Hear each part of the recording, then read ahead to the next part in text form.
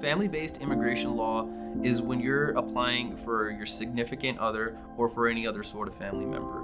As far as family immigration status goes, you could do many different categories of petitions, including fiancé visas, parent petitions, and a petition for your significant other. There are two groups of individuals that are eligible for family-based immigration. Those include immediate relatives, which are spouses of U.S. citizens, children under the age of 21, parents, and then adoptees. The second group includes the family preference categories. This is the unmarried sons and daughters of U.S. citizens, spouses and minor children for legal permanent residents, married sons and daughters for U.S. citizens, and brothers and sisters of U.S. citizens, along with their children who are under the age of 21. In a few scenarios, it is beneficial to hire an immigration attorney that also practices family law. This is in cases in which a divorce has occurred, or you're looking to get a divorce prior to getting remarried, or if you're trying to adjust status.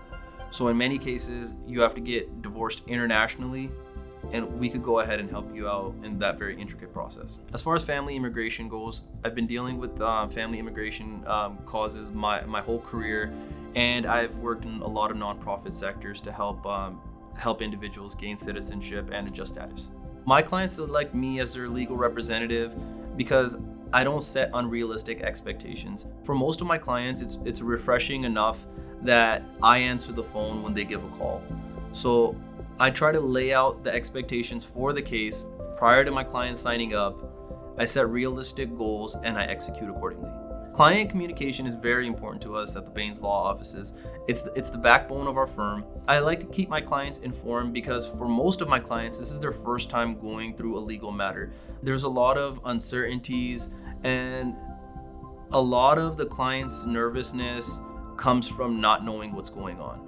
So if I'm able to maintain a sense of transparency with my clients, the less nervous they are throughout the court proceedings, and the smoother the whole process goes. I try to answer as many calls as I can personally.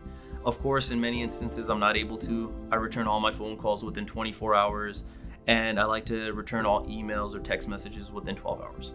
I would definitely consider myself a small firm. I'm born and bred in the Central Valley. All of my cases are in the Central Valley, so I understand a lot of the needs of the people that are around here. The advantages of having a small firm on your case is that I get to pick and choose the cases that I take. They're not assigned to me. So I could focus my efforts accordingly, and I could have my staff have a one-on-one experience with all of my clients. Once I take your case, my goal is to see it all the way through. The reason behind us having an initial consultation is to vet the case and to see if both parties, the attorney and the client, are a right fit for one another. Once we've established that, I will see your case till the end.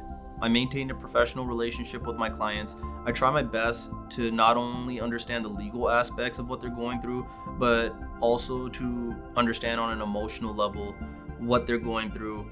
And that helps me navigate, one, my client expectations, and then two, the judicial system. When it comes to your first consultation for your family law immigration matter, I like to provide an introduction to my firm along with the background, and I'd like to hear your story along with your needs as an individual.